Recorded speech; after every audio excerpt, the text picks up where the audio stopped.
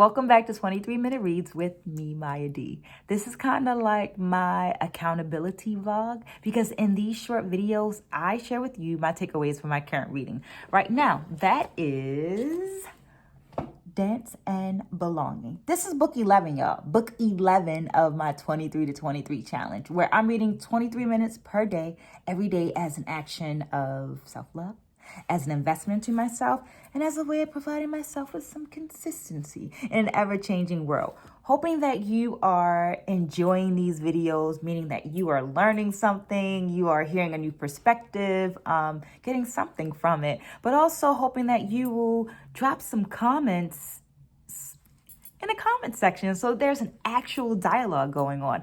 Having in mind that while I have several decades of experience as an educator, as a dancer, and a curriculum writer, I am not the know-all be-all for this here book. I'm simply providing a space for dialogue. Well, this week I read pages 77 through 96, and here are my 3 takeaways.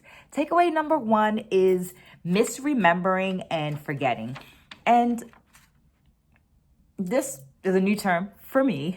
It's a new term for me, and it has me really struggling with the possible negative impact it could have on dancers during the assessment process, but also the negative impact it could have in relation to the recording of dance, whether that be written, whether that be written or spoken, how it's recorded, how it's made available, what's considered valued, and what's forgotten. So here's a quote. It's a longer quote, but it's a good one. Here's a quote from the book.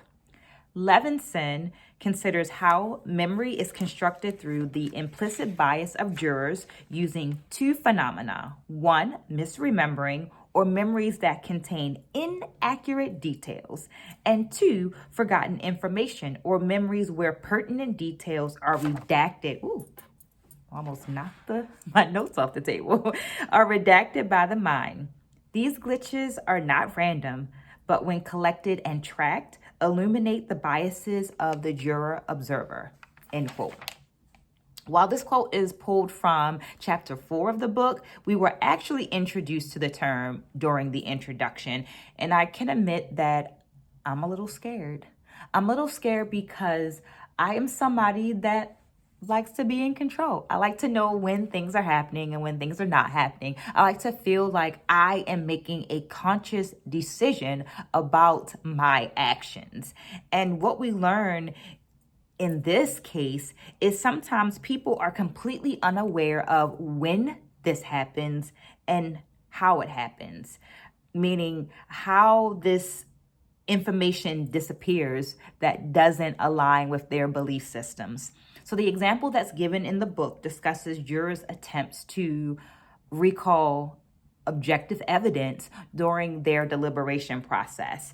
The way that the misinformation manifests in this situation was that the Black person was remembered as being aggressive, but the court documents actually had the Black person listed as the victim in that case. Well, thank goodness for those court records, because that juror, that observer, somewhere during their socialization process was given messaging about Black bodies and Black people being violent and aggressive. And that messaging was informing how they were going to decide in that moment about that case. So how does this play out in the dance space if the educator or adjudicator has received messaging that says that these types of bodies can do these things and those types of bodies can do those things? Can that educator, can that adjudicator really assess what happened? Can they really assess it? Can they really document what they saw? I don't know. And I feel like through this section, to be honest, I feel like my reading over the last week left me with a lot of reflective questions that I feel like I'm going down into a space. So feel free to jump in with your thoughts and concerns, your thoughts and your ideas at any moment. one of the things that I thought about was recording. Would recording the movement and then reviewing it after, like, would that help in some of these situations? So in the case of the jurors, they were able to go back to that written document. So would the video help? Which seemed like a possibility, but then I started to think about, what if even with the video, the observer is still unable to see the thing? So what do I mean by unable to see the thing? In the book, Hot Feet and Social Change, one of the writers commented on the need, the ability for an observer to see technique of a dancer who was performing to polyrhythmic music. That observer had to have the ability of understanding polyrhythmic movement. Polyrhythmic. Let me pull all of that back. And try that again. The question is, even with the recording, would the observer be able to see certain details and things in the video? And I question that because in the book, Hot Feet and Social Change, one of the writers talks about seeing technique and how an observer had to understand polyrhythmic music in order to see the technique of the dancer performing to polyrhythmic music. They had to have this understanding in order to be able to see, right? So would the recording help? I don't know. More questions. Can someone without an understanding actually make an accurate assessment? I feel like that's a deep enough question in and of itself. Okay, coming back. How do we make a accurate determination? Better yet, what have you done? What strategies and methods have you used to better assess and document situations? I record assessments.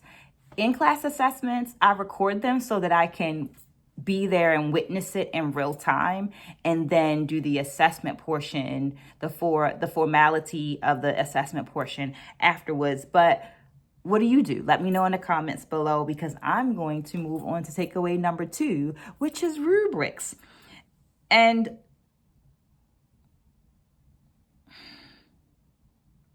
I feel like rubrics are something relatively new that I found in my educational process, and still wonder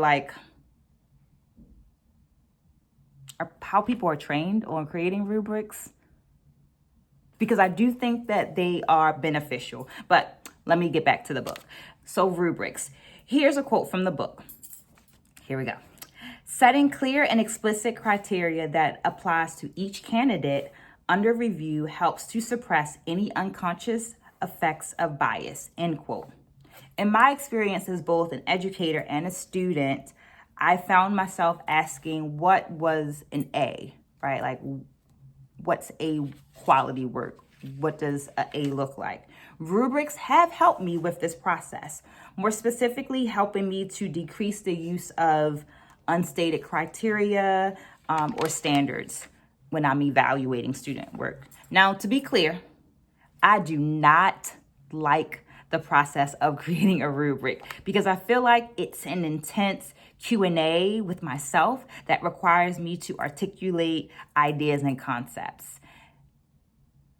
And sometimes, it gets really intense. It's also reflective in that I also have to ask myself, have I addressed all of the components of the rubric in the class?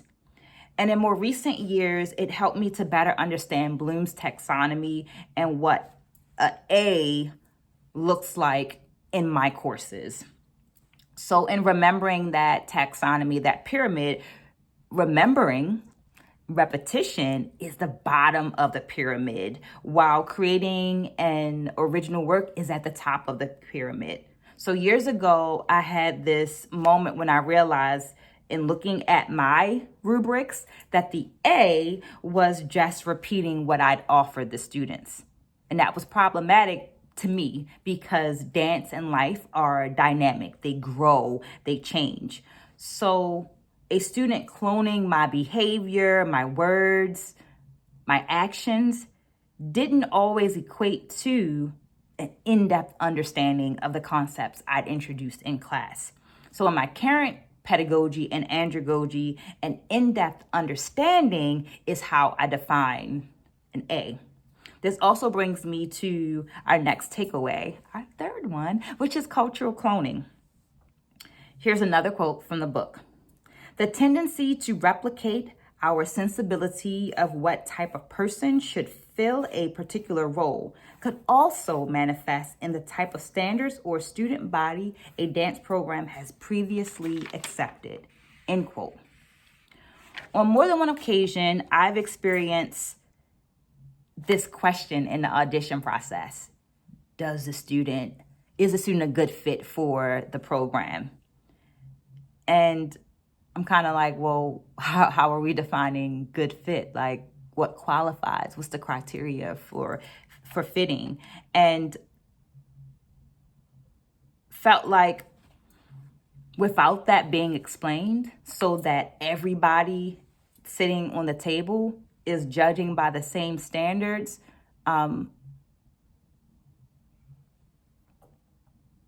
how do we prevent people from leaning into their own biases and then therefore enacting that cloning, what they think the ideal person is, what they think this program is about, if it's not explicitly stated. So I say all that to say, when running an audition, it's important to have those explicit criteria and in the rubric, right? Explaining what a good version of this is so that people are making a similar decision and lessening the chances of unconscious biases seeping in and manifesting as cultural cloning that excludes qualifying students, deserving students. But, what are your thoughts? I told you I had a lot of questions, based on my reading from this week. Let me know your thoughts in the comments below. You can also drop the book emoji or just the word book so that I know that you're here with me. This was 23-minute reads with me, Maya D. Stay blessed, spread a good word, and I'll see you again next week.